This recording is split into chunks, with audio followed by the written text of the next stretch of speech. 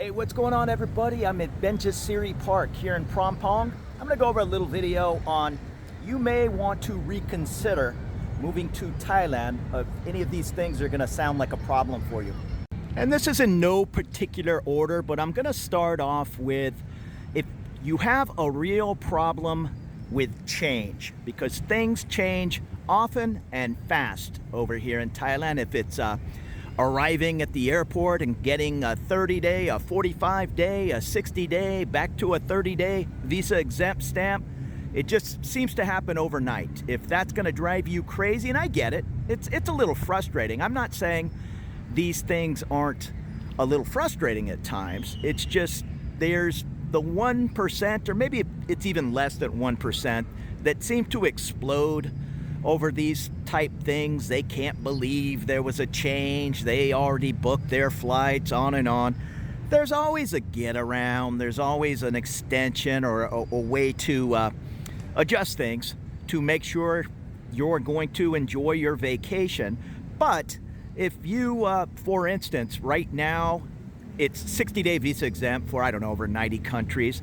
If you're counting on that never changing and just coming in visa exempt 60 days, extending it for another 30, and somehow trying to do that over and over and over, yeah, those plans are going to be wrecked when they switch it back to 30-day visa exempt, and they're going to be wrecked once more when they say you're only allowed 2 of those in a year. Whatever the new rule might be, a reasonable person will pivot, adjust, and do what they have to do. It's, again, this whole video is about that 1% of person or people that is not going to do well with those changes. And you know who you are. I'm not meaning to put anybody down.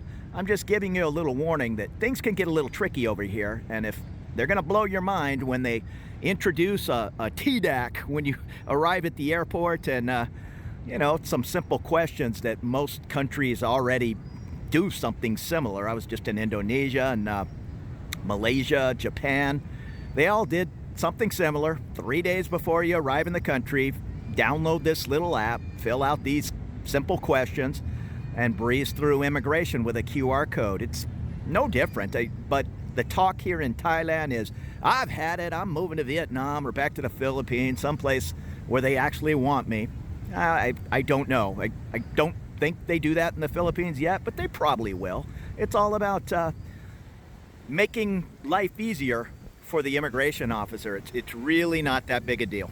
Just recently I was over to Shay's pub, and I was talking to a guy, and he didn't have one good thing to say about Thailand, and we were sitting there listening to him, and me, I just kind of, over the years, I've learned when I hear that guy, usually with 4 or 5 beers in them, it's this is what's wrong with Thailand, and that, and this, and that.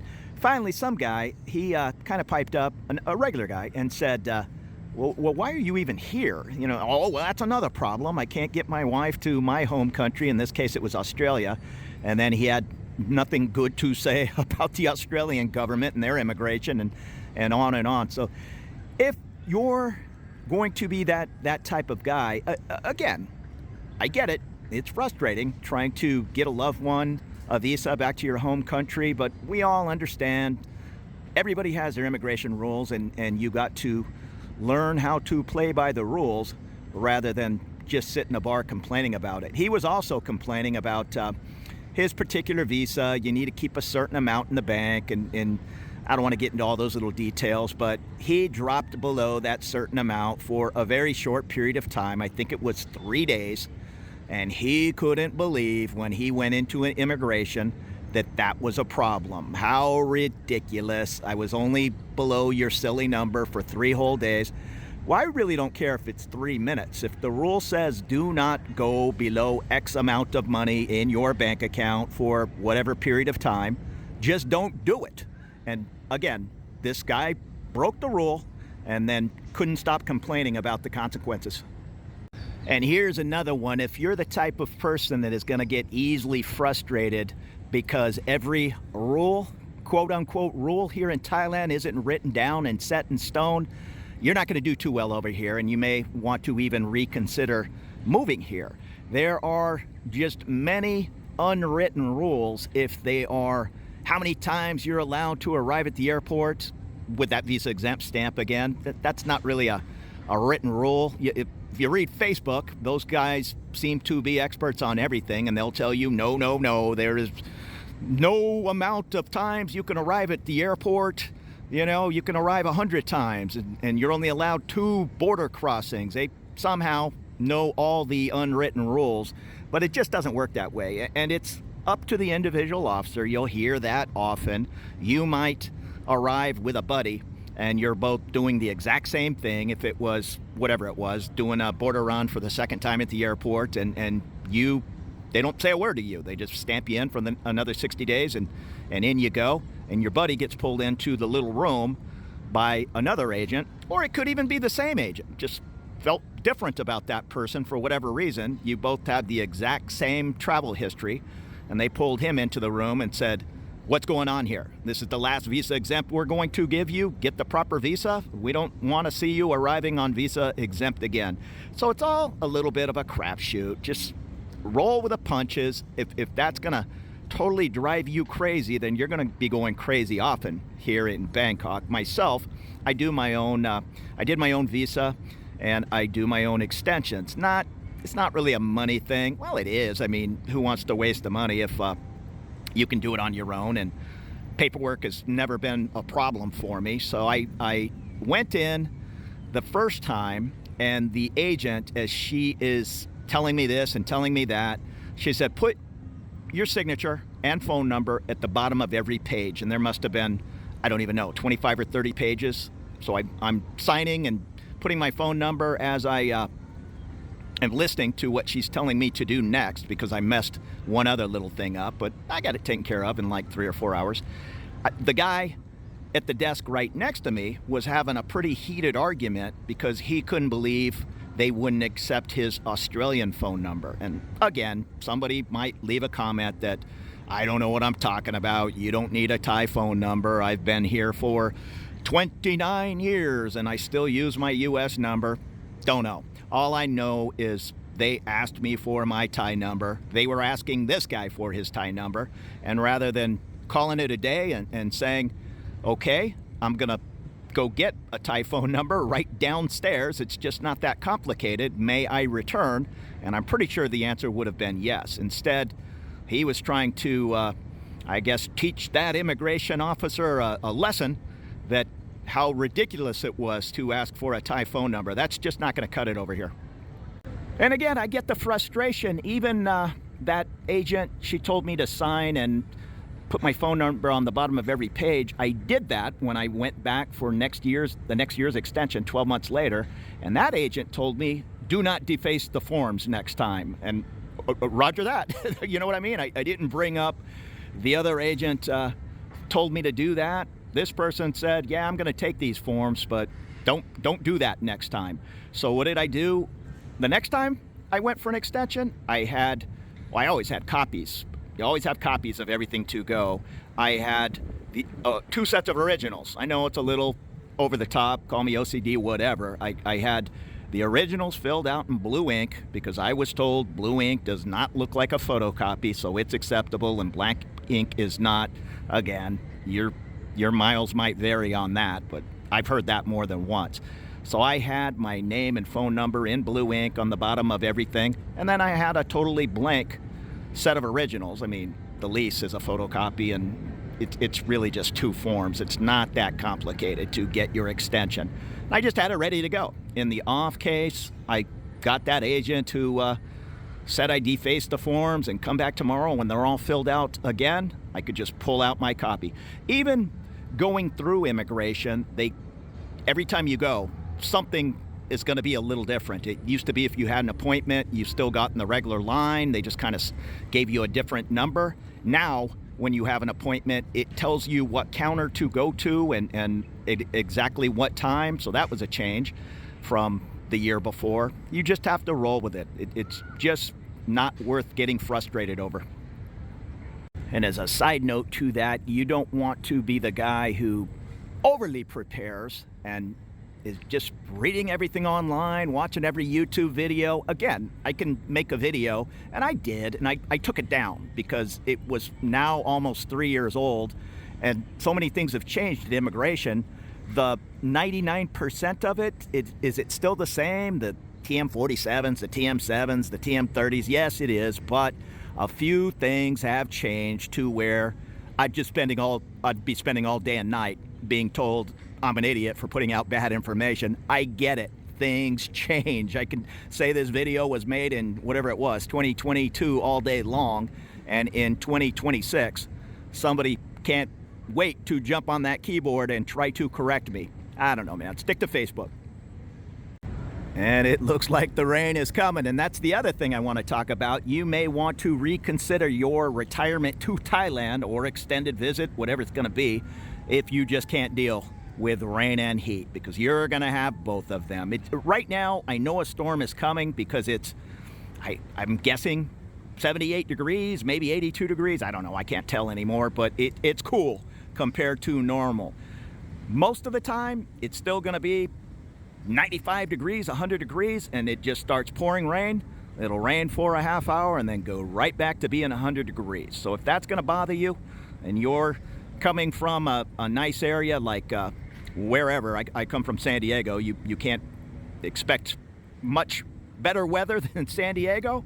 And if I was able to adjust, you're going to be able to adjust, unless you're that one person that's just going to absolutely hate the heat and the rain over here. You're better off looking at another country, and nowhere in Southeast Asia. And one other type of person that may reconsider moving over here to Thailand is the I'm gonna live on $1,000 a month guy. Is it impossible to do? Live on $12,000 a year? No, I guess you can do it. You're not gonna do it in Bangkok. I mean, you could, but it's gonna be a pretty terrible life. What I'm used to and what most Western folks are used to. I guess the whole purpose for many of us to move over to Thailand is to live more affordably than our home countries, yet enjoy ourselves, going out, traveling. Myself, personally, I'm spending, I'll say I spent more money in California, but I'm coming close to spending about the same amount here in Thailand. It's just I get so much more for my money. So if you think Thailand, and especially Bangkok, is going to be the solution to live on a very small check, well, I hope you factor in travel costs to get back home. And if you're presumably living on $12,000 a year, I doubt if you have a $100,000 nest egg in the bank if something goes wrong medically. And I'm also going to doubt you have health care if you're living on $1,000 a month. And I don't know, I've heard different videos. I can't remember if it was a guy in the Philippines or somebody here in Thailand whose answer to that was to have a credit card with a zero balance. And to me, that's just crazy. And as this storm's approaching, I forgot to say, when getting back to the rain, there's the guy who needs to find the perfect soy in Bangkok that doesn't flood or is in no way affected by, 3 inches of rain falling in 2 or 3 hours. That is going to be nowhere. I mean, even if you find a street that is somehow built in a way that it just magically drains away, everywhere is going to flood, including walking out of the BTS stations. So again, if that's going to drive you crazy, getting wet when it rains, this again is not going to be the city for you. You can find a condo. I lived in On Nut on Sukhumvit Soy 77 in the Knightsbridge building, and from there all the way to the BTS, it could rain all day and there was no flooding until you got to the BTS, and then there was a foot or higher of water to get into the On Nut BTS station. I don't know if that's since been corrected, and I don't know how you correct that. I know there were some gigantic pumps right there. Don't know if they were working. All I know is every time it rained, I knew, take some shower shoes. When I get to the BTS, take off my good, whatever they are, good Nikes or whatever I didn't want to get soaked, and change into those shoes. It's just really not worth getting upset over. And please do not consider moving to Bangkok or really anywhere in Thailand if you can't deal with the traffic in Bangkok. Living here or not, you're still going to be in the capital city often, if it's for the airport or specialized medical care, whatever the case is, your wife, girlfriend, family, there is traffic in Bangkok. And if you're going to be that one type of person that explodes every time they're driving into Bangkok at 4 or 5 in the afternoon, you can't believe a metropolitan area of 16 million people is going to be congested, then don't even come over here because it's going to happen. And starting to rain on me now. I used to hear that all the time in California. I lived in California my whole life, and I would run into people that moved to Los Angeles to become a movie star, and they couldn't believe the traffic in Los Angeles compared to wherever they came from in Missouri or whatever the case was. Yeah, that's part of the deal when you move to Los Angeles, and it's going to be part of the deal when you move to Bangkok. If that's going to drive you crazy, then I wouldn't even drive over here. I am trying to wrap this up before the major rain comes. One of the final thoughts would be, if you're going to have a problem understanding the Thai culture. Now, this is if you're going to come over and date, have a girlfriend, maybe get married at some point. If you are going to be that small percentage of guy, and again, I'm mostly addressing the guys here. I guess it could work in reverse, and I'm very happy whenever I receive comments from ladies or meet them here in person, and I've did that at least a half dozen times. So again, I don't mean to be that guy, just only addressing the guys, but I'd guess 99% of my audience is guys. So if you are that one guy and you're gonna come over here and try to change Thai culture, family values, whatever you want to call it, well, good luck with that. You're gonna not have a very easy time doing it. It'll probably be impossible, and it'll probably be the end of your relationship. If you however you want to look at it, are going to be upset because your girlfriend gives a percentage of her paycheck to her parents, grandparents, sister, whatever the case is, that's just how it's going to be. And that can't be anything that's going to upset you. You can try to change her or tell her she should be saving that money for her own needs, and many times that's the case. They'll give that, whatever it's going to be, 10% of their paycheck away, and then go without something at the end of the month. And to me, sometimes that would be confusing, maybe to you as well. But if you're just absolutely not going to accept it and you're going to put an end to it, that's not going to end well for you. Don't even come over here and start a relationship with a Thai person. You have to understand the family culture. And you know, whenever I make a video like this, I'll get a few comments on, hey, I like the channel and all, but I don't like the negative videos. I'm not trying to put this in a negative light. I'm just trying to be real. Again, the very small percentage of folks that's going to come over and do nothing but complain, they're not going to listen to this video or message anyhow. They're still going to do what they're going to do and just drive the rest of us crazy, I guess. But I don't know. So again, for the 99.9% of folks watching this video and the small portion of them that don't want to hear anything like this or thinks it's in a negative light, I apologize for that. But I'm also not wanting to just talk about how everything's perfect in Thailand.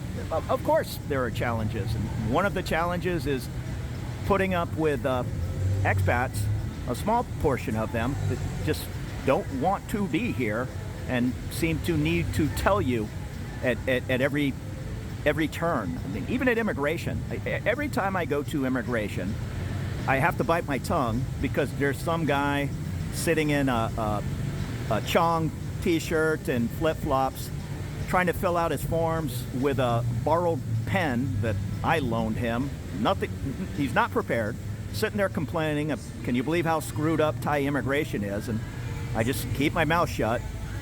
No, I can't believe how unprepared you are. If you're prepared, it's not difficult at all. And I had to run into the M-Sphere Mall. Let me try to walk out front. There's a little less music, but it's really coming down out there. But again, this is just a very small percentage of people. Again, you know who you are. It's the type of person that, and maybe there's more of them out there than I'm caring to remember, but there's always that one knucklehead at work who could win the lottery, could win $1 million, and the first thing that comes out of his mouth is, yeah, but they're going to take 48% of it in taxes, so I would rather not want anything. If you're that type of guy, you're not going to do well over here in Bangkok, because it's, to me, like winning the lottery. Living in this great city. Again, other folks that come over to Thailand hate Bangkok. They think I'm crazy for living here. It costs 10 times more in Bangkok than up in their village, and I get all that. But I don't want to live in a village. I love living in San Diego, and there are many other parts of even California that were a fraction of the cost of San Diego. But that's not where I wanted to live. That's not where I was from. And you can't sail too many sailboats out in the desert in California. So we all pick our spots. And as far as living in Bangkok, I just love this city. To me, it's New York City. I'll call it 1995 prices. I used to say 1980s prices, but everything goes up. And again, if you're the complainer guy, you're gonna be upset every time something goes up 10%, not understanding it probably went up 40% in the US at the exact same period. So let's catch our breath and just come over, roll with the flow, not let the small things upset you. And if they are going to upset you, you're probably better off staying at home. Again, it's a small minority of people, but you'll run into them over here. They don't have really anything good to say about Thailand. They keep saying things like, I can't wait to get out of here and get to Vietnam or to the Philippines. And, you know, at some point somebody pipes up and says, well, what's keeping you here? Oh, well, my wife can't get a job in the Philippines, or whatever the case is. All right, so I guess we're just stuck here listening to you complain. It may have been better off had that guy never even came here. So you're gonna have to decide. I'm not saying come over and stay here forever. I've also ran into people, the nicest guys in the, well, maybe two, that decided to move back home. One to the UK and one to, it was the US. He just, you know, wasn't really complaining. It's just, it was a little bit more than he counted on. I don't even know, a little bit of everything, heat-wise, everything. And he just decided, I'm heading back to Dallas, Texas, and I'll just go back to what I did in the past, which was visit at least once a year, if not twice a year. There is nothing wrong with that. He went out with nothing bad to say about Thailand at all, and that's fine. That's how you should do it. If you arrive, don't sell everything. If you think in your homeland, if you think there's any question you might want to bug out of here, just come on over for an extended trip. And I'm gonna call that 6 months, not 4 weeks. That's not gonna do it. If you come over for 4 weeks and things are still kind of driving you crazy, give it a solid 6 months and then go back and sell everything. Myself, there was no question, and after almost 3 years, there's still no question I made the correct decision. And hopefully you'll come over and it'll all work out for you as well. So thank you so much for hanging in there with me on this little video. Again, I'm not waving my finger at anybody, or this guy says that, or this guy does this, but there is that small percentage of folks that's never going to be happy anywhere.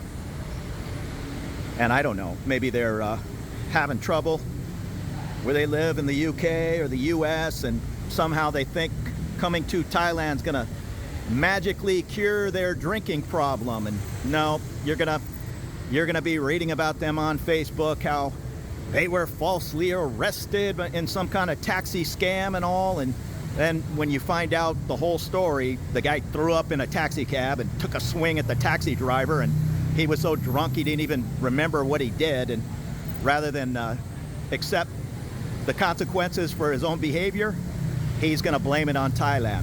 So don't be that guy. And if you are that guy in your home country, yeah, we really don't need you over here. So you take it easy. More videos to come.